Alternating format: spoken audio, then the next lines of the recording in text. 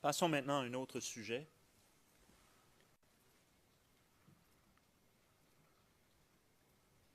Monsieur Marcel Gossiot, c'est qui?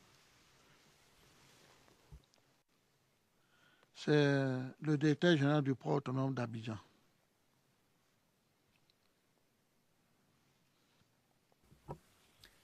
À votre connaissance, quelle était sa relation avec Monsieur Blégoudet? On va être. Monsieur Bleu Goudé était un homme important en Côte d'Ivoire. Et surtout dans le cadre de la crise. Donc, toutes les personnalités de ce pays, des hautes personnalités et de ce que nous appelons des personnalités au-dessus du parti du président Laurent Gbagbo, avaient du respect, d'estime pour M. Bleu Goudé. Et Bleu Goudé avait des rapports avec toutes les personnalités. Ça, je vous le dis en général avec tout le monde. Hein. Voilà.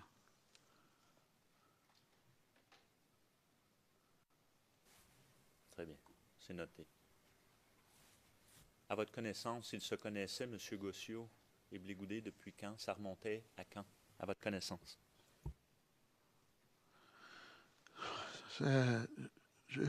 Pour dire, ils se connaissaient, quels étaient les liens depuis combien de temps, je ne sais pas trop. Peut-être c'est dans la crise, peut-être. C'est dans la crise.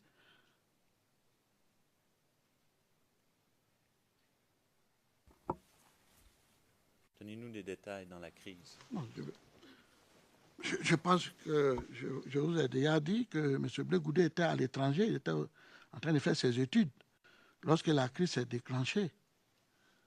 Lorsque la crise s'est déclenchée, et je crois que selon l'information, parce que je ne suis pas témoin de ça, selon les informations que j'ai eues, M. Dambala Picas avait contacté M. Blé, puisque Dambala Picas était aussi un des leaders du parti FPI de la jeunesse, mais je crois lui aussi, il faisait l'étude, mais il ne pouvait pas venir. Donc il avait suggéré à Blé de venir en Côte d'Ivoire pour aider à défendre la République. Et c'est comme ça, Dambala Picas, je crois, a mis Blé Goudé en contact avec M. Gossiot, qui ont payé le transport pour Blé pour rentrer en Côte d'Ivoire. Je ne vois pas le mal à ça.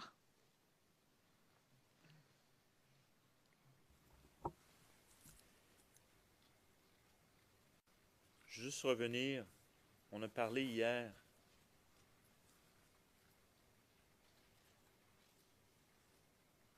on a fait référence à la Sotra.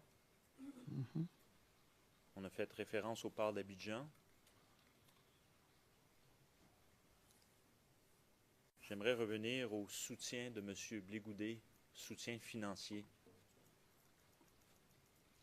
À votre connaissance, y avait-il des soutiens financiers qui venaient de M. Gossiot via le port d'Abidjan?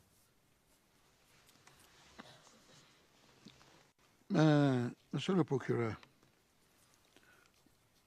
moi, je suis un leader. Je vous explique. Je suis un leader. Je protège ma patrie, je protège mon régime, je protège les personnalités dans mon pays. C'est normal que ces personnes ou ces personnalités des différents services puissent apporter du soutien, qu'ils puissent m'apporter du soutien à moi. Ça, je me mets à la place de Blé Goudé. Qu'ils m'apportent du soutien, c'est tout à fait. Moi, je trouve que c'est tout à fait normal. Je ne vois pas le mal à ça. Il le soutenait, ça, il n'y a pas de problème. Je veux juste vous rassurer, monsieur le témoin, que c'est pas une question de mal ou non. On essaie d'établir les faits. Ultimement, ce sera à la Chambre de décider de l'ensemble des éléments de preuve à la fin. Alors à ce moment-ci, ma question est tout simplement à votre connaissance.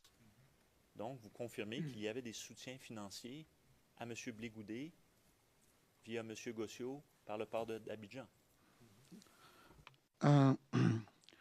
Je ne peux pas dire qu'il y avait le soutien de M. Gossiot financé à Blé Goudé de la part du port. C'est peut-être un peu, mais j'ai dit que en titre personnel, M. Gossio ou plusieurs responsables des services de l'État soutenaient Blé Goudé pour les actions qu'il menait. Parce que j'ai l'impression que, vous voulez savoir si c'est le port autonome d'Abidjan qui finançait Blé ou la société de transport ivoirien de Côte d'Ivoire qui finançait Blé. Je vous dis, il a obtenu des soutiens par ses responsables.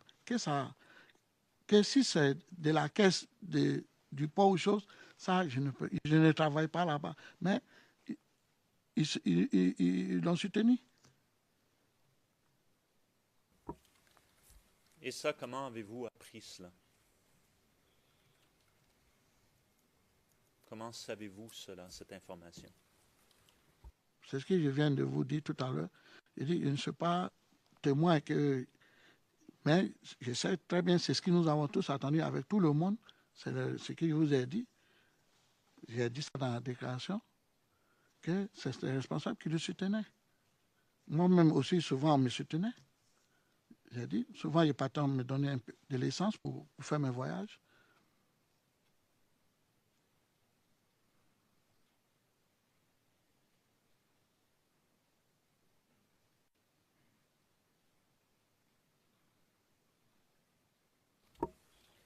Très bien. Je vais passer maintenant ou revenir à un sujet qu'on a abordé brièvement hier. Là, on va y passer un petit peu plus de temps. Le CNRD. Mm-hmm. Okay.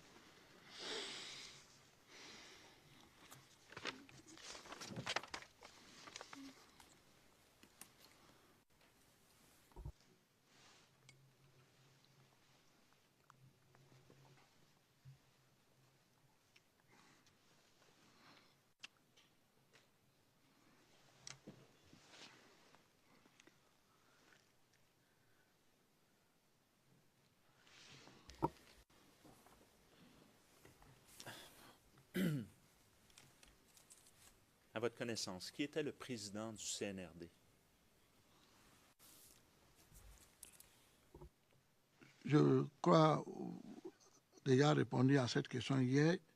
J'ai dit la CNRD, pour savoir qui était le président qui dirigeait ça, je ne savais pas. Je vous ai dit, mais nous, on recevait de convocations au nom de la première dame, Mme Simon Evé-Gabo, pour venir assister à des réunions avec elle. Donc, si c'est elle qui était le président de ça, là, je ne sais pas. Est-ce que vous savez justement quelle était la position de madame ou vous ne le savez pas au sein de l'organisation? Au-delà de qui pouvait être président, mais au sujet de madame spécifiquement. À ma connaissance, je pense qu'elle faisait partie de ce groupe-là, de cette organisation-là. Est-ce que vous savez quand cette organisation a été créée?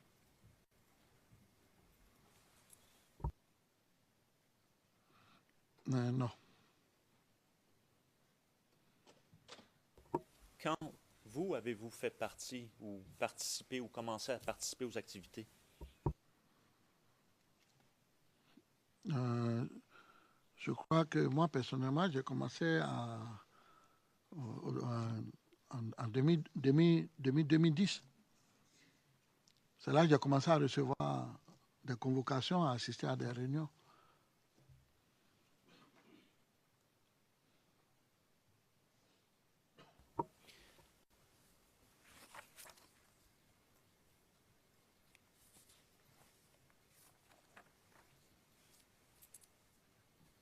Hier, vous avez mentionné avoir participé à des réunions à la présidence. À la résidence. Oui, j'ai mentionné ça ici hier. J'ai dit, je crois, 2 ou 3 fois, on a assisté à des réunions à la résidence de la présidente de la République. Il y avait là-bas, il y avait un bureau, il y avait une salle où on pouvait faire des réunions, où on pouvait s'entretenir. Et c'est ce que j'ai dit.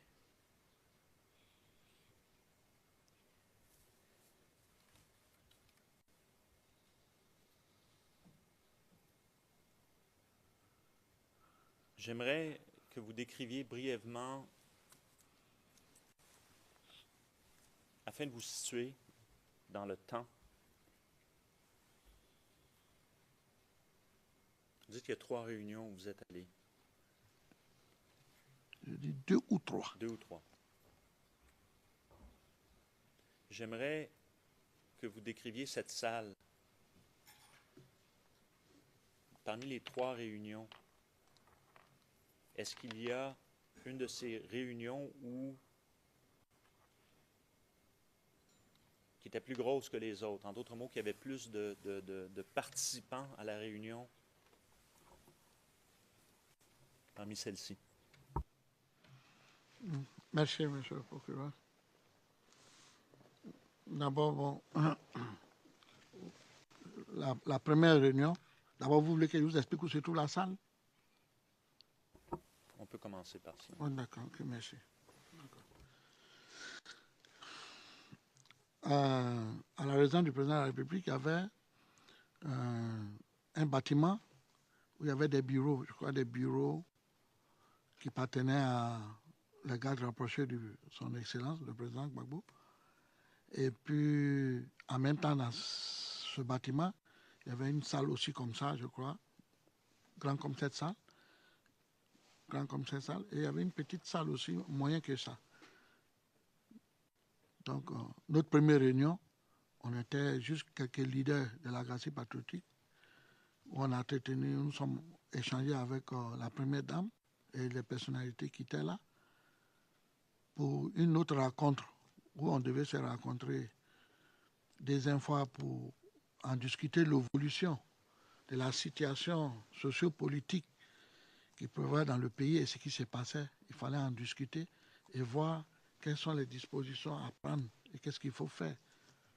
Donc, on a donné une autre date de rencontre où on devait se rencontrer et que la CNRD devait envoyer des convocations, mais qui serait plus, la réunion, ça serait plus large.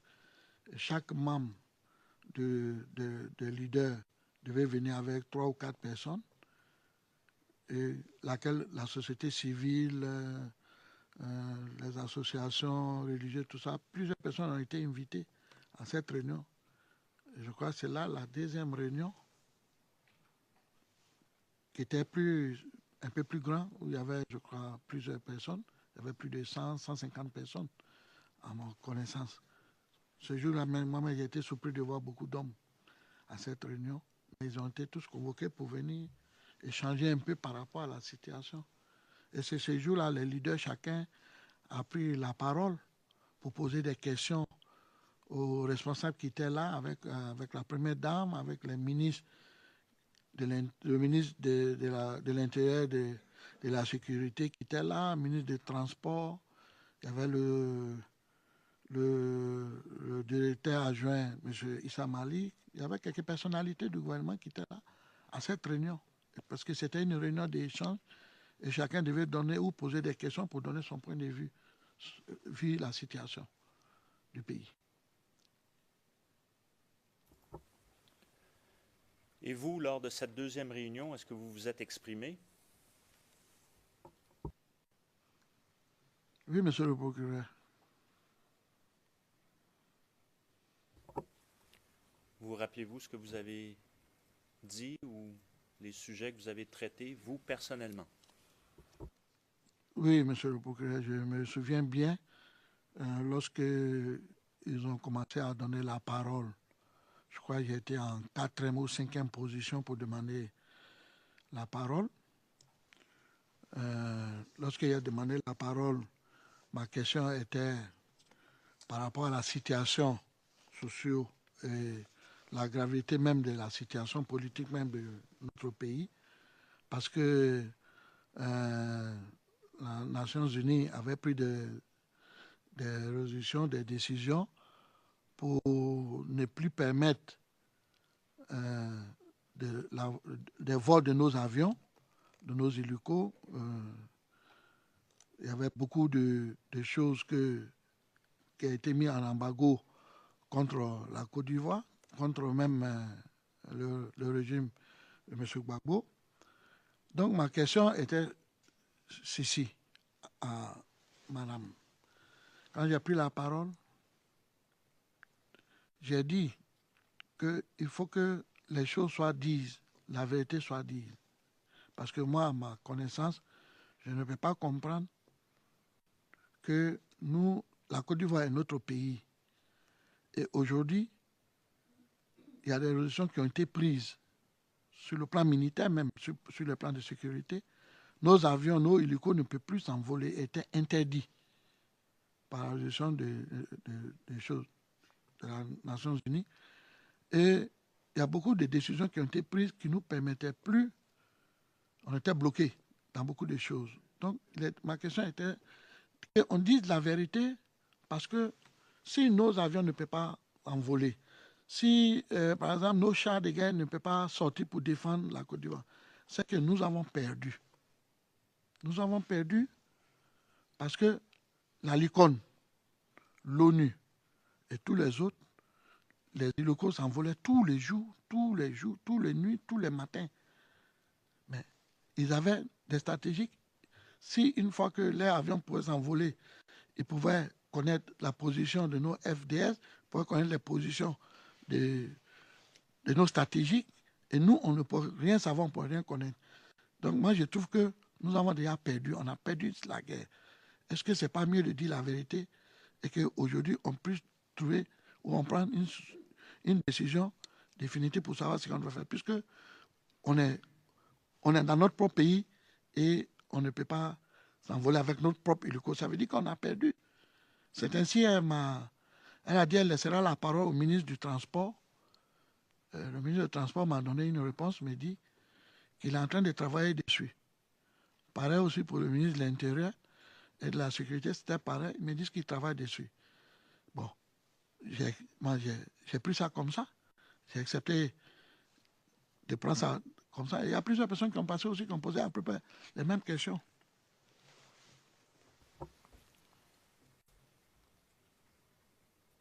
Vous rappelez-vous si cette journée-là, vous avez fait une référence biblique? Une référence quoi, monsieur le procureur? Biblique. Bible. Ah, oui. Oui. Dites-nous. J'avais dit que... J'avais dit au nom de Dieu, au nom d'Abraham, le père de foi. C'est ce que j'avais dit avant de commencer la parole.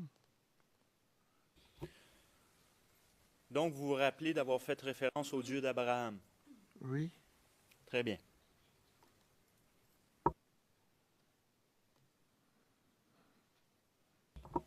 Vous rappelez-vous des leaders de la galaxie qui étaient présentes lors de cette deuxième réunion? Vous dites qu'il y avait beaucoup de personnes, je ne vais pas vous demander de toutes les nommer, rassurez-vous. Mais au niveau de leadership de la galaxie patriotique, vous rappelez-vous de personnes présentes? Oui, monsieur le procureur.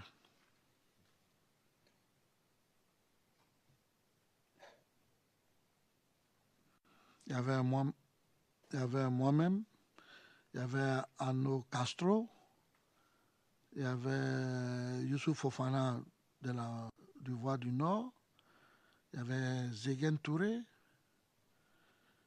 il y avait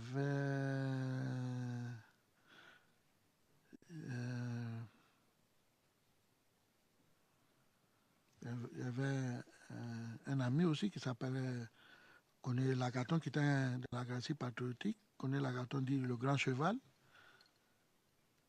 Et il y avait d'autres associations qui étaient là.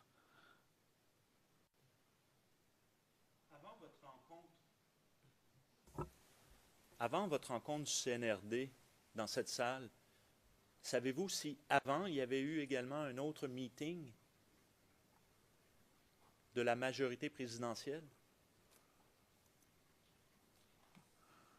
Meeting ou réunion? Un meeting, parce qu'il y avait, je veux dire, dans la même salle, avec Oui. autant de personnes dans cette même salle. Pardon?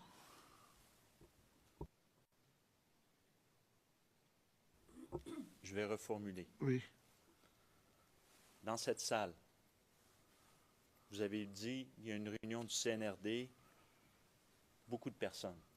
Ma question est, avant cette rencontre du CNRD, savez-vous s'il y avait eu une rencontre dans la même pièce de la majorité présidentielle, les représentants de la majorité présidentielle cette journée-là? Le même jour, on a eu la réunion. Bon, peut-être avant notre arrivée, mais là, je ne sais pas. D'accord.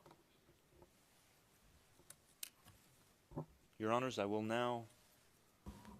Monsieur le Président, je voudrais attirer l'attention de la Chambre et celle du témoin sur une pièce en particulier. Nous avons l'original de cette pièce.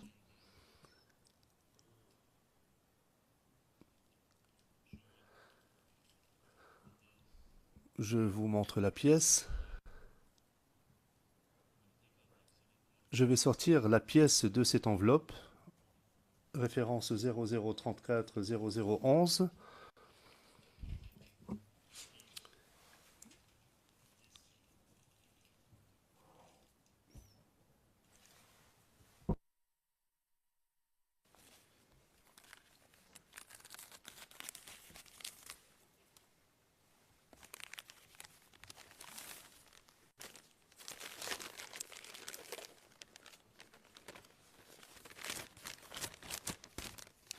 I will ask the court. Je vais demander à l'huissier de bien vouloir montrer cette pièce à la Chambre. Now the exhibit La pièce en question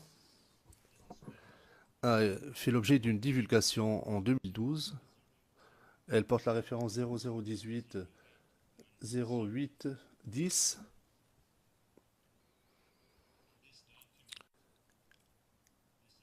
Ce document, cet agenda, a été saisi dans la résidence présidentielle, dans une chambre à coucher, dans la chambre à coucher de Madame Gbagbo.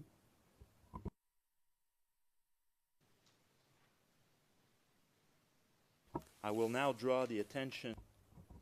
Je souhaite attirer l'attention de la Chambre sur une date en particulier, une entrée dans cet agenda.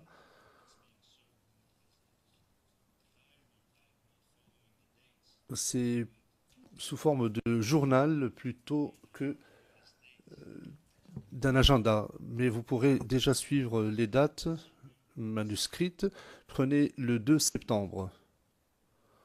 Prenez l'entrée 2 septembre 2010. 2 septembre 2010, en haut, coin supérieur de la page, vous verrez la date 27 décembre 2010. Et si vous tournez la page, le juge président, si vous souhaitez poser une question, est-ce qu'il ne faudrait pas que le témoin retire son casque? Enfin, je ne sais pas comment vous souhaitez exploiter cette pièce. Monsieur MacDonald, pourrait-on demander au témoin de retirer son casque alors? Le président, oui, allez-y, s'il vous plaît. Le président, je ne sais pas comment vous avez l'intention d'exploiter cette pièce. Si vous voulez vous en servir pour poser des questions, il serait préférable que le témoin quitte la salle d'audience parce qu'il comprend un peu l'anglais. Enfin, je ne sais pas ce que vous avez à l'esprit. C'est libre à vous.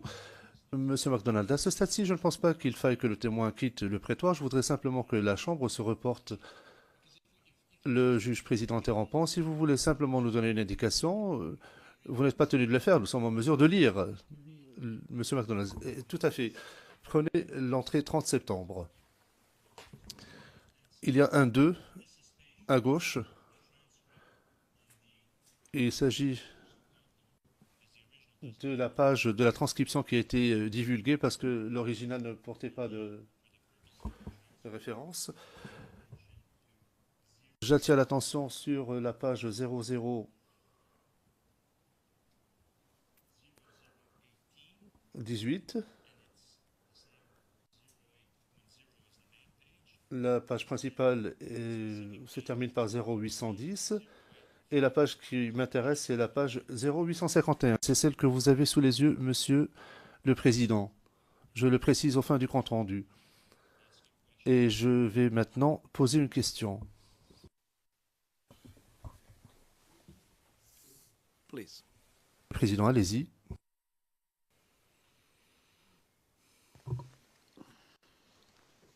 Monsieur le témoin, vous rappelez-vous la date à laquelle cette réunion a eu lieu? La réunion avec madame. Avec madame, celle où on vient de décrire que vous avez fait référence au Dieu d'Abraham. Et qu'il y avait M. Zéguen Touré qui était présent, qu'il y avait M. Hanoï Castro qui était présent, qu'il y avait M. Koné Lagarton qui était présent. Oui, oui, monsieur le procureur, j'ai compris. Te donner la date et le jour juste de moi, ça serait difficile. Sincèrement, je ne me souviens pas. Mais je confirme qu'il y avait cette réunion-là. Selon les informations que nous avons, Oui. cette réunion se serait déroulée le 27 décembre 2010. 27 décembre 2010. Donc, 2 jours après la fête de Noël. 2 jours, donc, après la fête de Noël. Est-ce que ça vous rafraîchit la mémoire? C'est ce que j'ai dit. La date, je reconnais qu'il y a eu réunion. C'était dans le mois de décembre, mais la date où c'est avant Noël ou après Noël, vraiment, il faut. Mais je sais qu'il y a eu ces réunions-là dans le mois de décembre, et je crois vers la fin du mois de décembre. Très bien. Nous allons vous présenter maintenant une vidéo.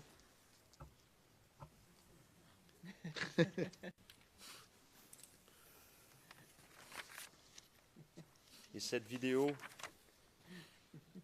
porte le numéro Oui, monsieur. 0064 0078. Et nous allons montrer à partir de la minute ou du piétage suivant, 1h41 minutes 05 à 1h43 minutes 30 secondes. Et le transcrit se retrouve à CIV OTP 0089 1027.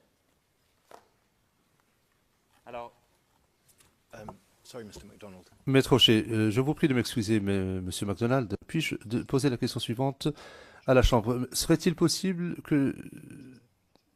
de consulter l'original de cet agenda, si vous n'êtes pas en train de vous en servir, le Président, si vous promettez de me le redonner? I won't put it through my shred. Maître Rocher, non, je ne vais pas le déchiqueter. Monsieur MacDonald, j'aimerais aussi qu'on le montre à mes autres contradicteurs parce qu'ils n'ont peut-être pas eu l'occasion de voir l'original. Le Président, oui, bien sûr.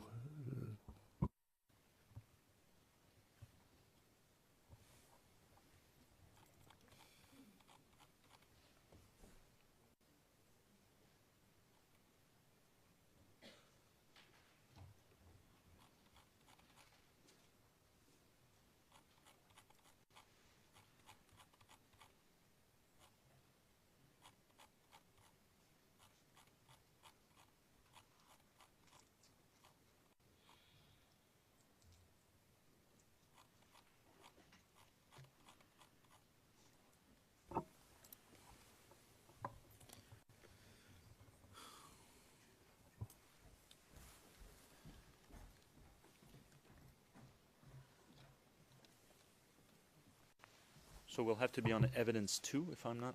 Je crois qu'il faut appuyer sur le bouton Évidence 2, si je ne m'abuse.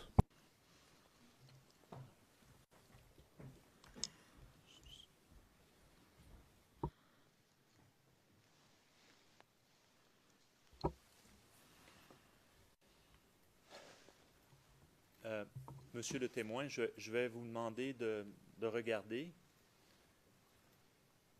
Je vais arrêter, surtout pour le bénéfice de la Chambre, et des collègues.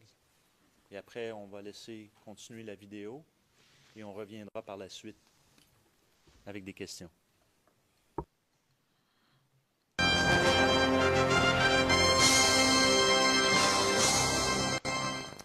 Mesdames, Messieurs, bonsoir et bienvenue à cette édition. L'actualité nationale est encore et toujours dominée par la crise post-électorale. La première dame de Côte d'Ivoire, Simone Gbagbo, a rencontré les partis de la majorité présidentielle ce lundi. La première dame et ses hôtes ont évoqué l'actualité politique en Côte d'Ivoire et réaffirmé leur soutien ferme au président de la République. Le compte-rendu est signé Ange Gossé. Pour les membres des partis politiques qui ont échangé avec la première dame, les derniers développements sur la situation en Côte d'Ivoire étaient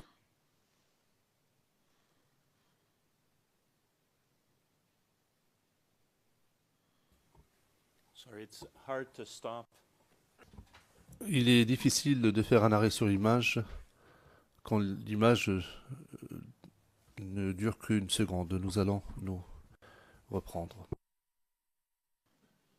complot interne.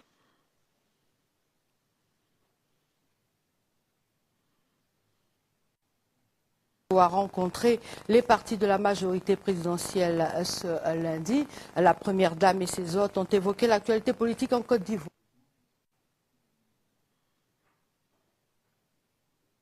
Le compte-rendu est signé Ange Gossé. Pour les membres des partis politiques qui ont échangé avec la première dame, les derniers développements sur la situation.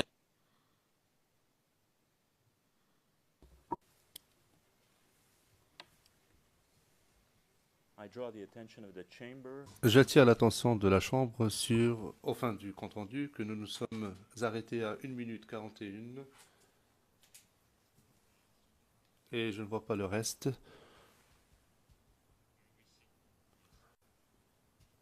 Bien.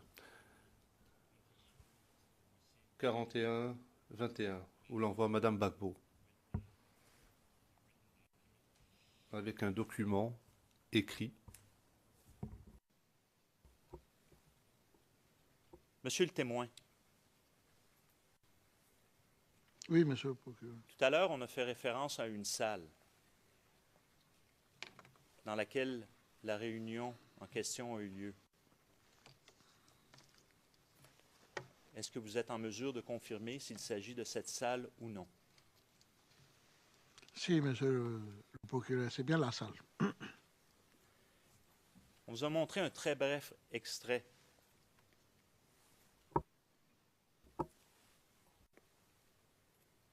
Est-ce que ça vous rappelle quelque chose ou est-il ce bref extrait que je viens de vous montrer ou est-ce qu'il est préférable de continuer? Oui, il faut avancer, s'il vous plaît. En Côte d'Ivoire étaye le complot international contre le pouvoir du président Laurent Gbagbo.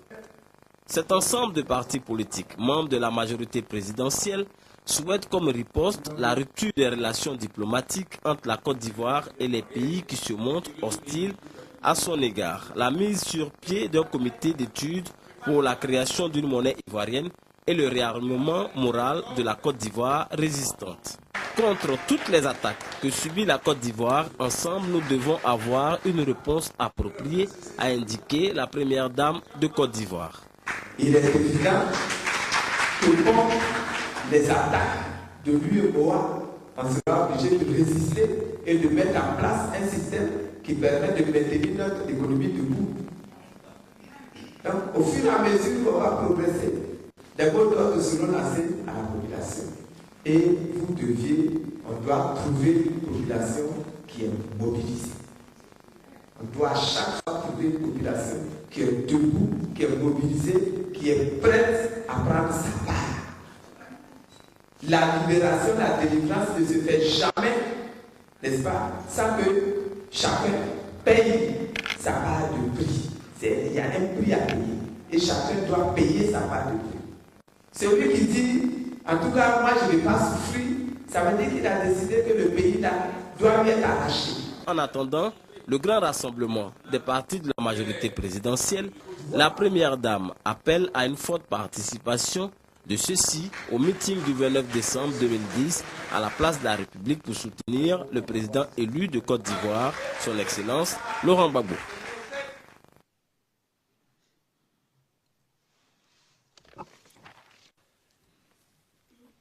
Alors maintenant, est-ce qu'en ayant vu la longueur... Excuse me, can you... Le président, un instant. Pourriez-vous nous donner la référence à la fin de cette séquence vidéo, enfin du compte rendu, Monsieur McDonald? Je l'avais fait au début.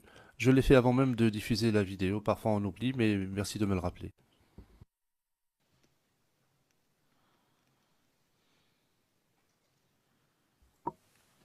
Alors, monsieur le témoin, est-ce que ça vous rafraîchit la mémoire de voir l'extrait qu'on vient de présenter? Oui, monsieur le procureur, me rafraîchit la mémoire dans quel sens? Qu'est-ce que vous voulez savoir dans cette vidéo-là? Est-ce que c'est quoi qu'on vient de voir? Vous venez de voir une grande réunion qui a été convoquée par la première dame où elle fait un appel à une mobilisation à la place de la République. C'est un message qu'elle lance d'abord à tous ceux qui sont ici pour qu'ils puissent se mobiliser. Et en même temps, elle a donné les raisons, la raison de son combat. Étiez-vous présent, vous, à cette réunion-là? J'ai dit que je n'étais pas présent.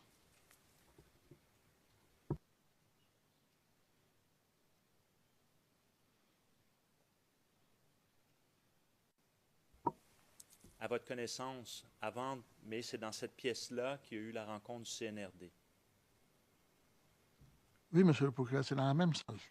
Comment était disposée la salle lors de votre rencontre avec la première dame? Il y a eu deux réunions. Laquelle disposition vous voulez, la première ou la grande? La grande. C'était pareil. C'était exactement comme ça? Oui, monsieur le procureur. Est-ce que vous êtes capable d'identifier certaines personnes qui étaient présentes? Oui, peut-être deux ou trois que je connais, peut-être. Qui sont ces personnes? J'ai vu le service, ceux qui étaient assis derrière madame, elle avait son service qui travaille autour d'elle, et puis il y avait son garde rapproché. Et puis ceux qui ont pris la parole, moi je ne les connais pas. Très bien.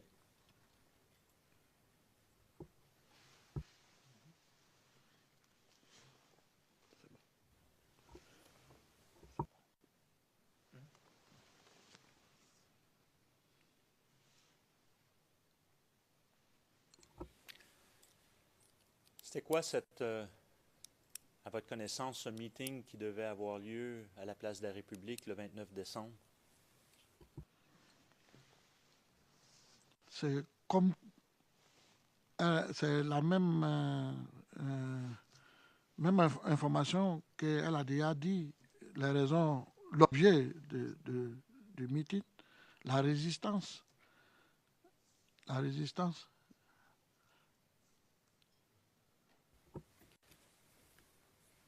Et donc ça, ce grand meeting que vous avez eu de la CNRD, selon vous, c'était le deuxième? Oui, monsieur le procureur. Est-ce que vous en avez eu d'autres par la suite, avec la première dame du CNRD? À ma connaissance, non. À ma connaissance, non, je pense pas, sincèrement. Est-ce que vous avez participé avec la première dame à de grands meetings au mois de janvier? Oui. À quel endroit? Je ne me souviens pas bien de la date, mais c'est à Trévis, au Palais de la Culture.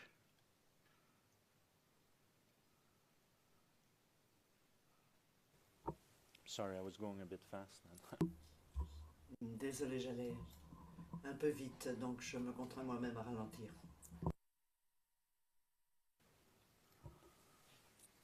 Donc, vous rappelez-vous de la date du rassemblement au Palais de la Culture à Trècheville en janvier? Je sais très bien qu'il y a eu un grand meeting organisé par la Première Dame, où moi-même je m'étais retrouvé là, et puis presque toute la Gracie patriotique et toutes les associations, plus la population. Mais la date du mois de janvier, juste la date, je ne peux pas, mais c'est que c'est dans le mois de janvier. Y a-t-il eu une préparation à ce meeting? Avant, est-ce que ça a été annoncé, publicisé, organisé?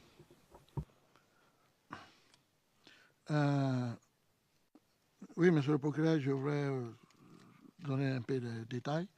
Comme je l'avais déjà dit ici il y a plusieurs jours, que quand un membre ou un responsable veut organiser un grand meeting, c'est à lui-même d'organiser. C'est normal qu'il y ait une préparation. On ne peut pas organiser un grand meeting pour faire venir 5 000 ou 10 000 personnes si ce n'est pas dans un cadre de préparation bien organisé. Mais moi, je n'étais pas contribué à cette organisation. J'étais invité comme un leader de la Gracie patriotique qui soutenait les actions de son Excellence, M. le Président Gbagbo. Vous rappelez-vous comment on a communiqué, vous avez reçu ou on a communiqué avec vous, votre organisation, pour que vous rendiez au meeting? Moi, j'avais reçu une invitation, et en même temps, j'avais reçu un message pour donner qu'on devait se rendre à ce meeting-là.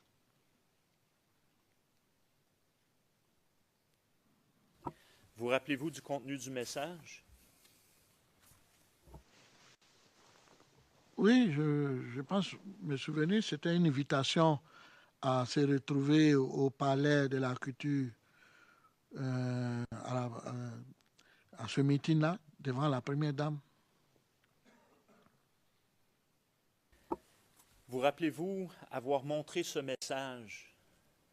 C'est-à-dire, vous rappelez-vous avoir discuté de ce message avec le bureau du procureur lors de votre première rencontre en octobre?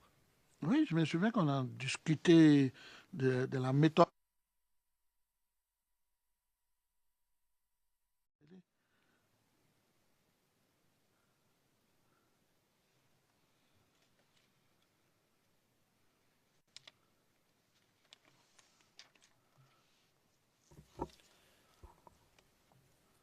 Passons maintenant à un autre sujet.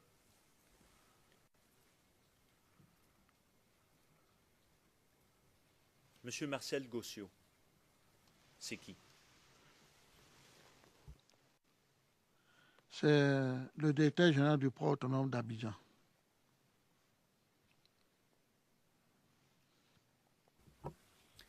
À votre connaissance, quelle était sa relation avec M. Bligoudé? On va être... M. Bligoudé était un homme important en Côte d'Ivoire. Et surtout dans le cadre de la crise.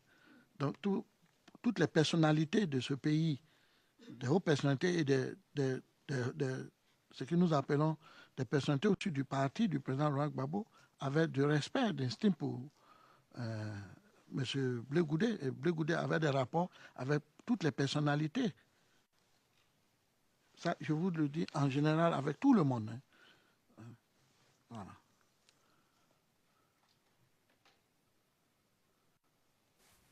Très bien, c'est noté.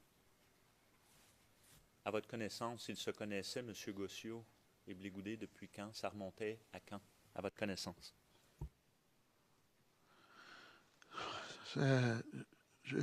Pour dire, se connaissaient, quels étaient les liens depuis combien de temps, je ne sais pas trop. Peut-être c'est dans la crise, peut-être. C'est dans la crise.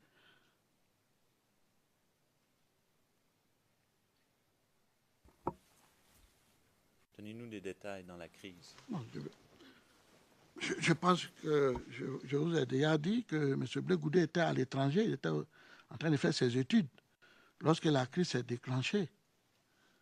lorsque la crise s'est déclenchée, et je crois que selon l'information, parce que je ne suis pas témoin de ça, selon les informations que j'ai eues, M. Dambala Picas avait contacté M. Blé, puisque Dambala Picas était aussi un des leaders du parti FPI de la jeunesse, mais je crois lui aussi, il faisait les mais il ne pouvait pas venir. Donc il avait suggéré à Blé de venir en Côte d'Ivoire pour aider à défendre la République. Et c'est comme ça, Dambala Picas, je crois, a mis Blé Goudé en contact avec M. Gossio, qui ont payé le transport pour Blé pour rentrer en Côte d'Ivoire. Je ne vois pas le mal à ça.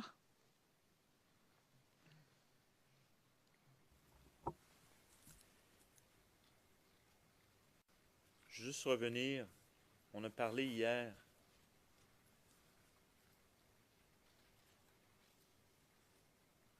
on a fait référence à la Sotra. On a fait référence au port d'Abidjan. J'aimerais revenir au soutien de M. Blé Goudé, soutien financier.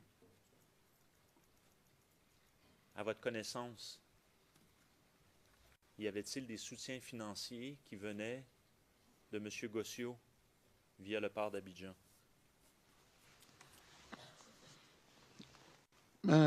Monsieur le procureur, moi, je suis un leader. Je vous explique. Je suis un leader. Je protège ma patrie, je protège mon régime, je protège les personnalités dans mon pays. C'est normal que ces personnes ou ces personnalités des différents services puissent apporter du soutien, qu'ils puissent m'apporter du soutien à moi. Ça, je me mets à la place de Blé Goudé. Qu'ils m'apportent du soutien, c'est tout à fait... Moi, je trouve que c'est tout à fait normal. Je ne vois pas le mal à ça. Il le soutenait, ça, il n'y a pas de problème. Je veux juste vous rassurer, monsieur le témoin, que ce n'est pas une question de mal ou non. On essaie d'établir les faits. Ultimement, ce sera à la Chambre de décider de l'ensemble des éléments de preuve à la fin. Alors, à ce moment-ci, ma question est tout simplement à votre connaissance. Donc, vous confirmez qu'il y avait des soutiens financiers à M. Blé Goudé via M. Gossio par le port d'Abidjan. Je ne peux pas dire qu'il y avait le soutien de M. Gossio financé à Blé Goudé de la part du port. C'est peut-être un peu, mais j'ai dit que, en titre personnel, M. Gossio ou plusieurs responsables des services de l'État soutenaient Blé Goudé pour les actions qu'il menait. Parce que j'ai l'impression que, vous voulez savoir si c'est le port autonome d'Abidjan qui finançait Blé ou la société de transport ivoirien de Côte d'Ivoire qui finançait Blé. Je vous dis, il a obtenu des soutiens par ses responsables. Que si c'est de la caisse du port ou chose, ça, je ne travaille pas là-bas. Mais ils l'ont soutenu.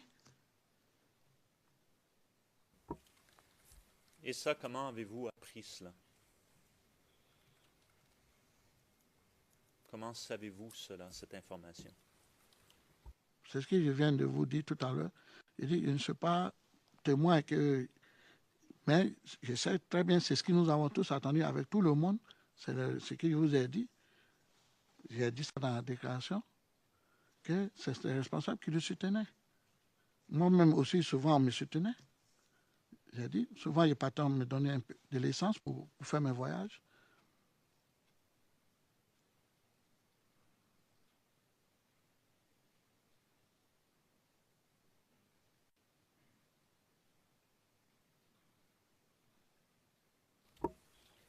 Très bien. Je vais passer maintenant ou revenir à un sujet qu'on a abordé brièvement hier.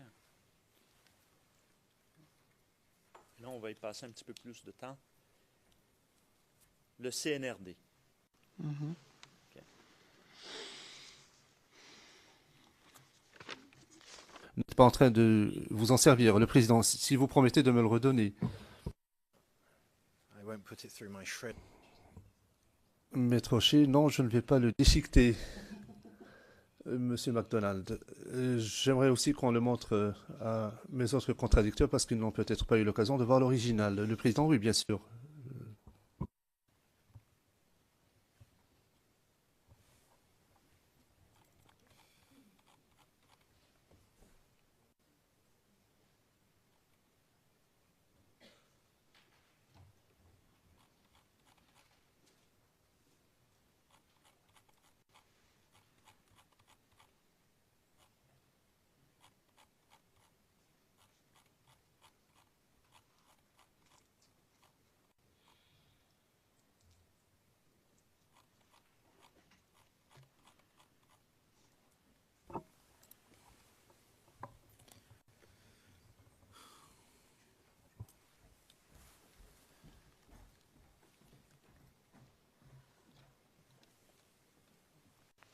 So we'll have to be on evidence 2, if I'm not. Je crois qu'il faut appuyer sur le bouton Évidence 2, si je ne m'abuse.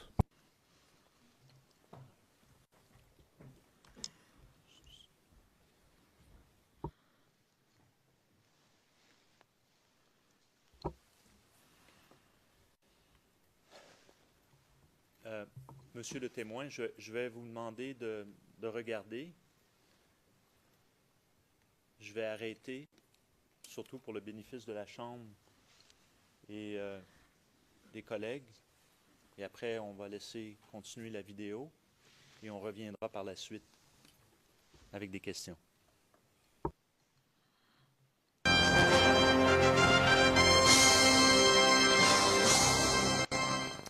Mesdames, Messieurs, bonsoir et bienvenue à cette édition. L'actualité nationale est encore et toujours dominée par la crise post-électorale. La première dame de Côte d'Ivoire, Simone Ive Gbagbo, a rencontré les partis de la majorité présidentielle ce lundi. La première dame et ses hôtes ont évoqué l'actualité politique en Côte d'Ivoire et réaffirmé leur soutien ferme au président de la République. Le compte-rendu est signé Ange Gossé. Pour les membres des partis politiques qui ont échangé avec la première dame, les derniers développements sur la situation en Côte d'Ivoire étaient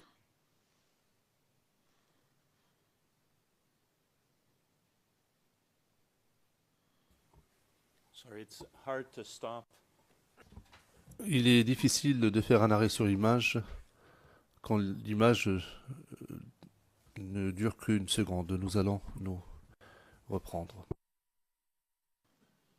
complot interne.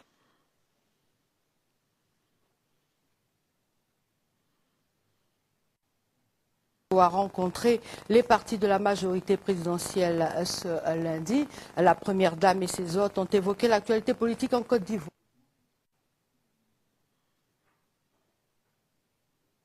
Le compte-rendu est signé Ange Gossé. Pour les membres des partis politiques qui ont échangé avec la première dame, les derniers développements sur la situation.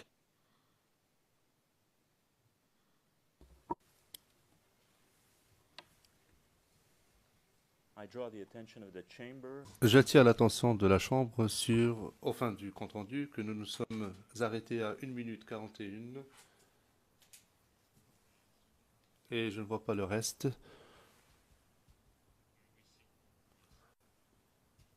Bien. 41-21, où l'on voit Madame Gbagbo avec un document écrit. Monsieur le témoin. Oui, monsieur le procureur. Tout à l'heure, on a fait référence à une salle dans laquelle la réunion en question a eu lieu. Est-ce que vous êtes en mesure de confirmer s'il s'agit de cette salle ou non? Si, monsieur le procureur, c'est bien la salle. On vous a montré un très bref extrait.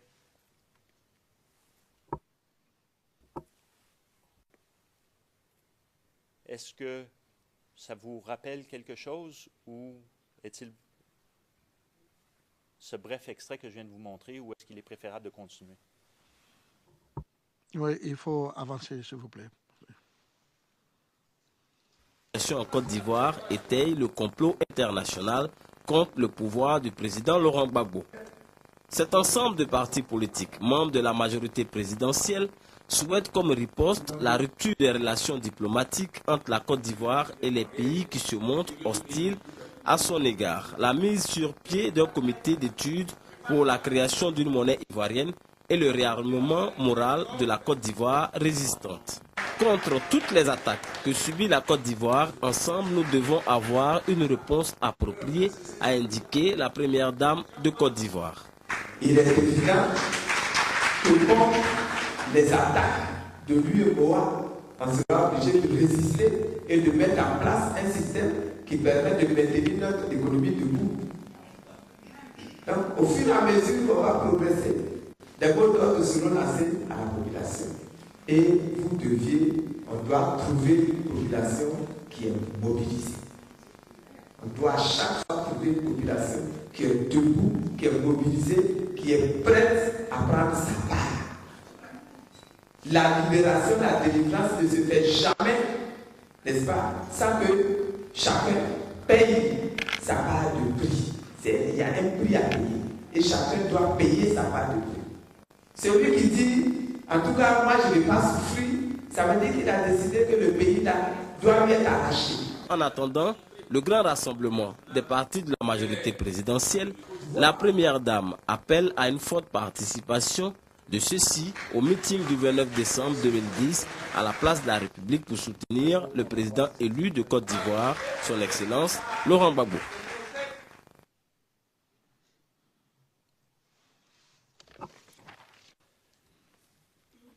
Alors maintenant, est-ce qu'en ayant vu la longueur des sujets que vous avez traités, vous personnellement? Oui, monsieur le procureur, je me souviens bien lorsque ils ont commencé à donner la parole. Je crois que j'étais en 4e ou 5e position pour demander la parole. Lorsqu'il a demandé la parole, ma question était par rapport à la situation sociale et la gravité même de la situation politique même de notre pays, parce que les Nations Unies avaient pris des résolutions, des décisions pour ne plus permettre des vols de nos avions, de nos hélicos. Il y avait beaucoup de choses qui ont été mises en embargo contre la Côte d'Ivoire, contre même le régime de M. Gbagbo. Donc ma question était ceci à madame. Quand j'ai pris la parole, j'ai dit qu'il faut que les choses soient dites, la vérité soit dite. Parce que moi, à ma connaissance, je ne peux pas comprendre que nous, la Côte d'Ivoire est notre pays. Et aujourd'hui, il y a des résolutions qui ont été prises sur le plan militaire, même sur le plan de sécurité. Nos avions, nos hélicos ne peuvent plus s'envoler, étaient interdits par la résolution des choses de las Nations Unies. Et il y a beaucoup de décisions qui ont été prises qui ne nous permettaient plus, on était bloqués dans beaucoup de choses. Donc, ma question était qu'on dise la vérité, parce que si nos avions ne peuvent pas envoler, si, par exemple, nos chars de guerre ne peuvent pas sortir pour défendre la Côte d'Ivoire, c'est que nous avons perdu. Nous avons perdu parce que la LICON, l'ONU et tous les autres, les hélicos s'envolaient tous les jours, toutes les nuits, tous les matins. Mais ils avaient des stratégies. Si une fois que les avions pouvaient s'envoler, ils pouvaient connaître la position de nos FDS, ils pouvaient connaître les positions de nos stratégiques, et nous, on ne peut rien savoir, on ne peut rien connaître. Donc moi, je trouve que nous avons déjà perdu, on a perdu la guerre. Est-ce que ce n'est pas mieux de dire la vérité et qu'aujourd'hui, on puisse trouver ou on prend une décision définitive pour savoir ce qu'on doit faire, puisque on est dans notre propre pays et on ne peut pas s'envoler avec notre propre hélico. Ça veut dire qu'on a perdu. C'est ainsi, elle a dit qu'elle laissera la parole au ministre du Transport. Le ministre du Transport m'a donné une réponse, m'a dit qu'il est en train de travailler dessus. Pareil aussi pour le ministre de l'Intérieur et de la Sécurité, c'était pareil. Ils me disent qu'ils travaillent dessus. Bon, moi j'ai pris ça comme ça. J'ai accepté de prendre ça comme ça. Il y a plusieurs personnes qui ont passé aussi, qui ont posé à peu près les mêmes questions.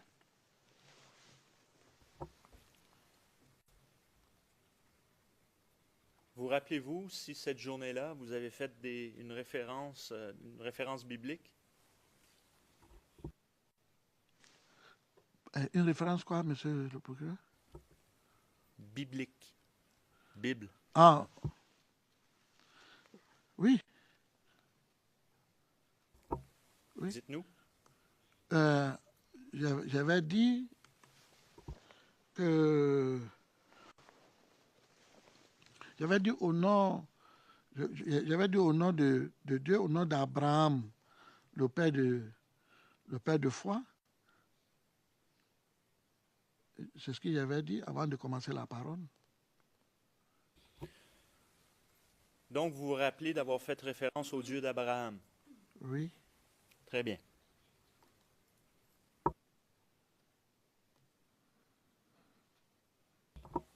Vous rappelez-vous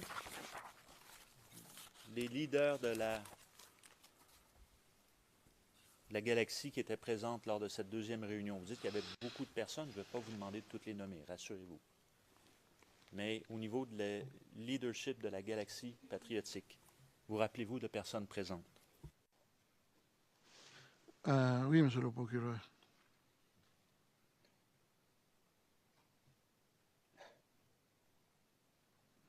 Il y avait moi-même, il y avait Arnaud Castro, il y avait Youssouf Fofana du Voix du Nord, il y avait Zegen Touré,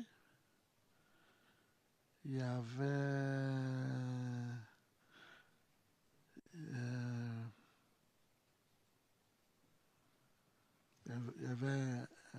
un ami aussi qui s'appelait Koné Lagaton, qui était de la galaxie patriotique. Koné Lagaton dit le grand cheval.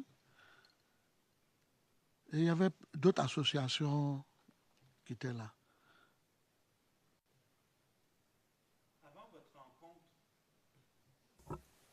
Avant votre rencontre du CNRD dans cette salle, savez-vous si avant il y avait eu également un autre meeting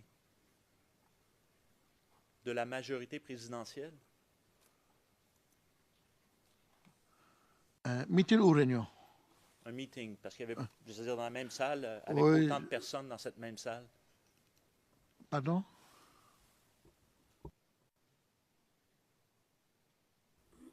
Je vais reformuler. Oui. Dans cette salle, vous avez dit il y a une réunion du CNRD, beaucoup de personnes.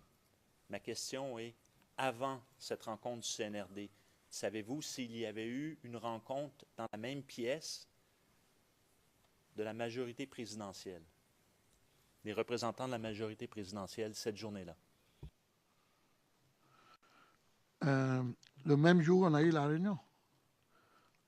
Bon, peut-être avant notre arrivée, mais là, je ne sais pas. D'accord. Your Honors, I will now... Monsieur le Président, je voudrais attirer l'attention de la Chambre et celle du témoin sur une pièce en particulier. Nous avons l'original de cette pièce.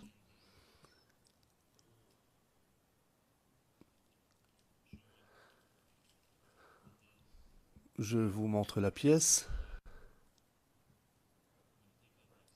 Je vais sortir la pièce de cette enveloppe, référence 0034 0011.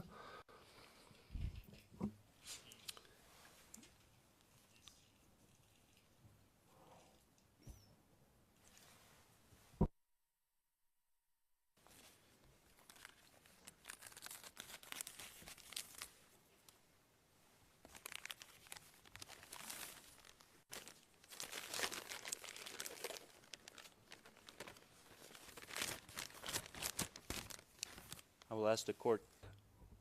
Je vais demander à l'huissier de bien vouloir montrer cette pièce à la Chambre. Now, the exhibit La pièce en question a fait l'objet d'une divulgation en 2012. Elle porte la référence 0018 08 10.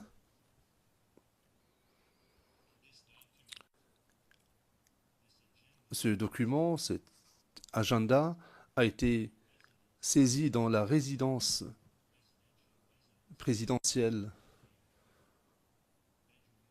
dans une chambre à coucher, dans la chambre à coucher de Madame Gbagbo.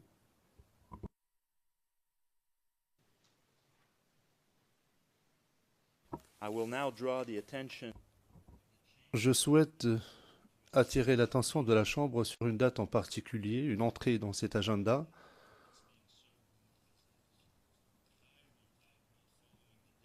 C'est sous forme de journal plutôt que d'un agenda, mais vous pourrez déjà suivre les dates manuscrites. Prenez le 2 septembre. Prenez l'entrée 2 septembre 2010. 2 septembre 2010, en haut, coin supérieur de la page, vous verrez la date 27 décembre 2010.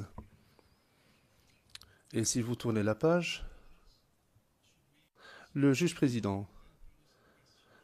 Si vous souhaitez poser une question, est-ce qu'il ne faudrait pas que le témoin retire son casque? Enfin, je ne sais pas comment vous souhaitez exploiter cette pièce. Monsieur MacDonald, pourrait-on demander au témoin de retirer son casque alors? Le président, oui, allez-y, s'il vous plaît. Le président, je ne sais pas comment vous avez l'intention d'exploiter cette pièce. Si vous voulez vous en servir pour poser des questions, il serait préférable que le témoin quitte la salle d'audience parce qu'il comprend un peu l'anglais. Enfin, je ne sais pas ce que vous avez à l'esprit. C'est libre à vous. Monsieur MacDonald, à ce stade-ci, je ne pense pas qu'il faille que le témoin quitte le prétoire. Je voudrais simplement que la Chambre se reporte.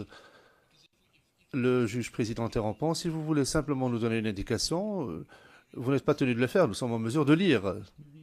Monsieur MacDonald, tout à fait. Prenez l'entrée 30 septembre. Il y a un 2 à gauche. Et il s'agit de la page de la transcription qui a été divulguée parce que l'original ne portait pas de référence. J'attire l'attention sur la page 0018. La page principale se termine par 0810. Et la page qui m'intéresse, c'est la page 0851. C'est celle que vous avez sous les yeux, monsieur le président. Je le précise au fin du compte rendu. Et je vais maintenant poser une question. Please. Président, allez-y.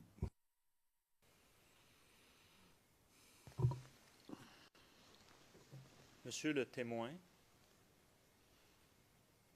vous rappelez-vous la date à laquelle cette réunion a eu lieu? La réunion avec madame. Avec madame, celle où on vient de décrire que vous avez fait référence au Dieu d'Abraham. Et qu'il y avait M. Zéguen Touré qui était présent, Oui. qu'il y avait M. Hanoï Castro qui était présent, qu'il y avait M. Coné Lagarton qui était présent. Oui, oui, monsieur le procureur, j'ai compris. Te donner la date et le jour juste de moi, ça serait difficile. Sincèrement, je ne me souviens pas. Mais je confirme qu'il y avait cette réunion-là.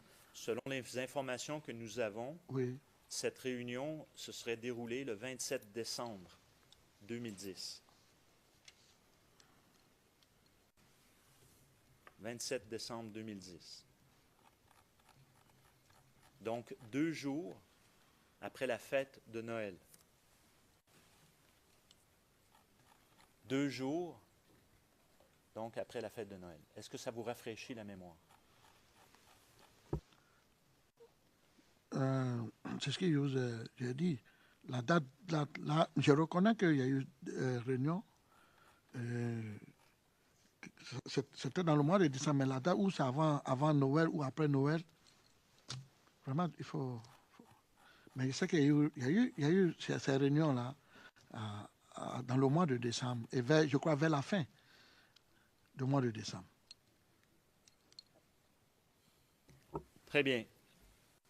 Nous allons vous présenter maintenant une vidéo.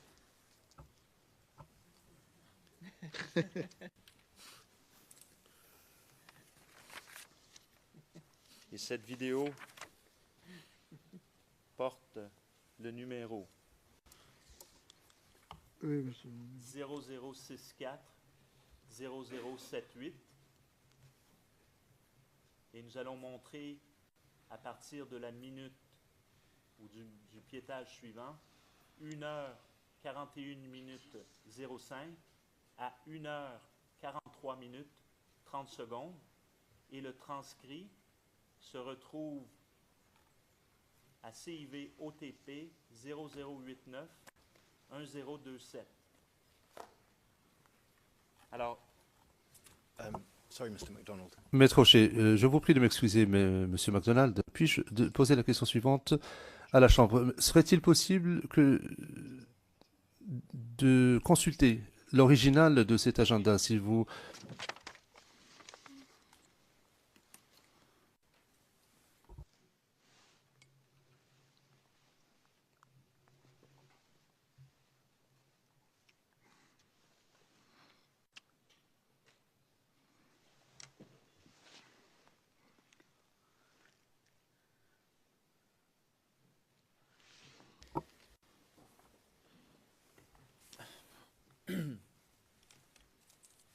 à votre connaissance, qui était le président du CNRD? Je crois déjà répondu à cette question hier. J'ai dit la CNRD, pour savoir qui était le président qui dirigeait ça, je ne savais pas. Je vous ai dit, mais nous, on recevait des convocations au nom de la première dame, Mme Simon Evé-Gabo, pour venir assister à des réunions avec elle. Donc, si c'est elle qui était le président de ça, là, je ne sais pas.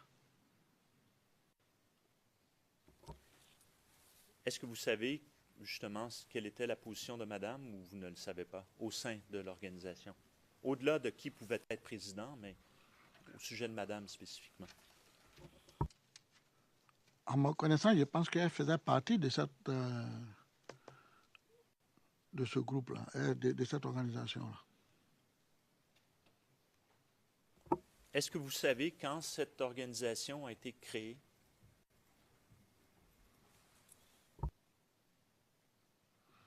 Non. Quand vous avez-vous fait partie ou participé ou commencé à participer aux activités? Je crois que moi, personnellement, j'ai commencé en 2010. C'est là que j'ai commencé à recevoir des convocations, à assister à des réunions.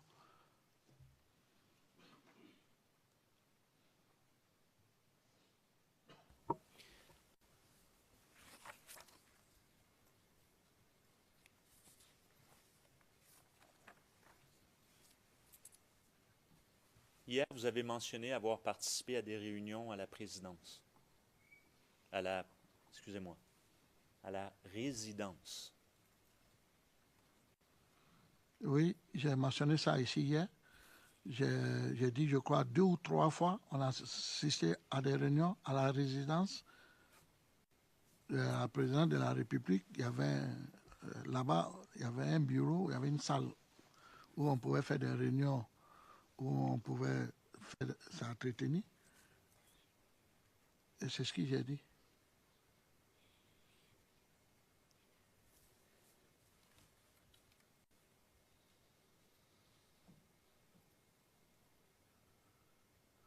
J'aimerais que vous décriviez brièvement, afin de vous situer dans le temps. Vous dites qu'il y a 3 réunions où vous êtes allés. Je dis 2 ou 3. 2 ou 3. J'aimerais que vous décriviez cette salle. Parmi les 3 réunions, est-ce qu'il y a une de ces réunions qui était plus grosse que les autres? En d'autres mots, qu'il y avait plus de participants à la réunion parmi celles-ci? Merci, monsieur le procureur. D'abord, bon, la première réunion, d'abord, vous voulez que je vous explique où se trouve la salle? On peut commencer par ça. Oh, d'accord, ok, merci. À la résidence du président de la République, il y avait un bâtiment où il y avait des bureaux, je crois des bureaux qui appartenaient à les gardes rapprochés de son Excellence, le président Gbagbo. Et puis, en même temps, dans ce bâtiment, il y avait une salle aussi comme ça, je crois, grand comme cette salle. Grand comme cette salle. Et il y avait une petite salle aussi, moyen que ça. Donc, notre première réunion, on était juste quelques leaders de la Gracie patriotique, où on a entretenu, nous sommes échangés avec la première dame et les personnalités qui étaient là, pour une autre rencontre, où on devait se rencontrer des fois pour en discuter l'évolution de la situation sociopolitique qui prévoit dans le pays et ce qui se passait. Il fallait en discuter et voir quelles sont les dispositions à prendre et qu'est-ce qu'il faut faire. Donc, on a donné une autre date de rencontre où on devait se rencontrer et que la CNRD devait envoyer des convocations, mais qui serait plus, la réunion, ça serait plus large. Chaque membre de leader devait venir avec 3 ou 4 personnes, et laquelle la société civile, les associations religieuses, tout ça, plusieurs personnes ont été invitées à cette réunion. Et je crois que c'est là la deuxième réunion qui était un peu plus grande, où il y avait, je crois, plusieurs personnes. Il y avait plus de 100, 150 personnes, à ma connaissance. Ce jour-là, moi-même, j'ai été surpris de voir beaucoup d'hommes à cette réunion. Ils ont été tous convoqués pour venir échanger un peu par rapport à la situation. Et c'est ce jour-là, les leaders, chacun a pris la parole pour poser des questions aux responsables qui étaient là, avec la première dame, avec les ministres, le ministre de l'Intérieur, de la Sécurité qui était là, le ministre des Transports, il y avait le directeur adjoint, M. Issa Malik, il y avait quelques personnalités du gouvernement qui étaient là à cette réunion. Parce que c'était une réunion d'échange et chacun devait donner ou poser des questions pour donner son point de vue, vu la situation du pays. Et vous, lors de cette deuxième réunion, est-ce que vous vous êtes exprimé? Oui, monsieur le procureur. Vous rappelez-vous ce que vous avez dit ou